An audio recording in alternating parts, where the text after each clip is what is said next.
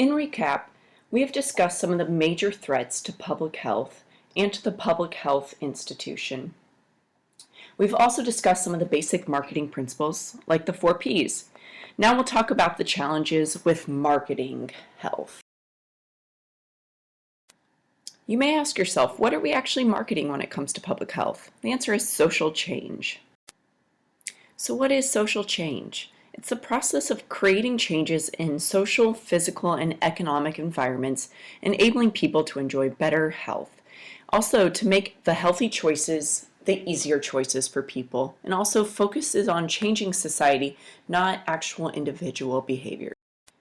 A key element of marketing involves the exchange process. In traditional marketing, somebody gives up money to get a product of value that they think is worth the money they are giving up. And oftentimes we see these products as fairly unhealthy products.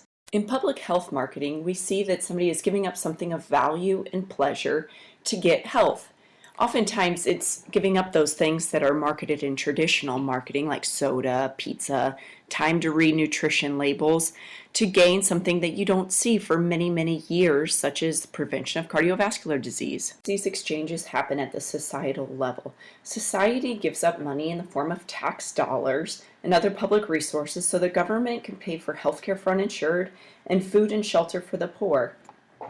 We also see the government using those tax dollars to impose and enforce regulations with environmental health regulations on corporations, consumer product safety, and professional guidelines for health practitioners.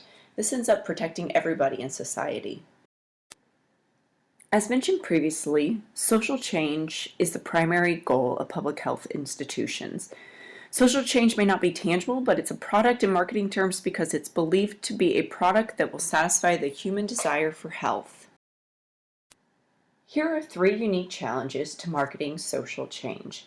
There's an unfavorable state of individual and societal demand for social change. There's also a hostile environment and limited marketing training of public health practitioners. It's said that there are 8 states of demand. Typical products fall into the first 5 of these levels: full, overfull, faltering, latent, or irregular. However, public health products tend to fall into the negative or no demand or unwholesome demand categories. We're going to focus on those categories that public health products tend to fall into: the negative demand, no demand, or unwholesome demand. When the public doesn't like the product you're offering, it's said to be in a negative demand. For example, if the public doesn't like vegetables, they're in a negative demand, so it's harder to sell them. Try thinking of a social reform policy with the same concept. When products alternative to the healthy products we're trying to sell in public health are in demand, it's known as an unwholesome demand. For example, things like alcohol and tobacco tend to fall into this category. When the public is simply uninterested in the product, it's said to be in no demand. For example, programs to provide job training to the homeless are not in demand. There's simply not a great demand for policymakers to address the needs of the homeless in the first place. They tend not to be a large voting population, and other members of society don't tend to advocate strong for the needs of that population.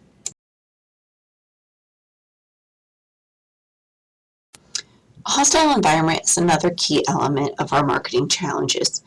Public health officials are constantly trying to convince people to eat healthy or not to start smoking, despite the industry spending billions on the opposite mission. For example, firearms are a leading cause of death among young people, yet we're unsuccessful in trying to convince Congress to pass policies that help prevent such rates. However, the NRA spends $8 million a year to ask legislators to vote against anything restricting production, sale, or use of firearms. The final challenge we'll look at is lack of training. The capacity of public health professionals to market social change is limited by a few factors regarding advocacy. First, there's an inadequate emphasis on the advocacy role of public health professionals, there's limited expertise, and there's a lack of training of students in advocacy skills. Ultimately, as new grads and students, you have a responsibility to be leaders for the disadvantaged and an advocate for health. In summary, we need to be more creative and figure out how to market health in this unfavorable and hostile state.